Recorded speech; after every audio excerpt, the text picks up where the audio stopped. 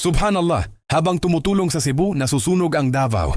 Mahigit 400 bahay ang natupok sa Piapi Boulevard, Barangay 21C, Davao City. Nagsimula ang sunog pasado alas 4 ng hapon at umabot sa ika-4 na alarma bago tuluyang napigilan. Subhanallah. Sunod-sunod ang trahedya, lindol, baha at ngayon, sunog. Hindi mo ba napapansin, sunod-sunod ang sakuna? Maraming tao ang iniisip na ito'y dahil lamang sa kalikasan, ngunit sa Islam ito'y pahiwatig ng galit at paalala ng ating dakilang tagapaglikha.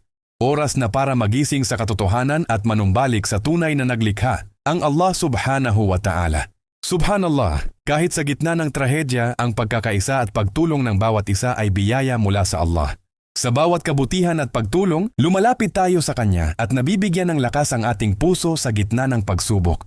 Ipanalangin ang mga naapektuhan at maging instrumento ng kabutihan sa gitna ng pagsubok.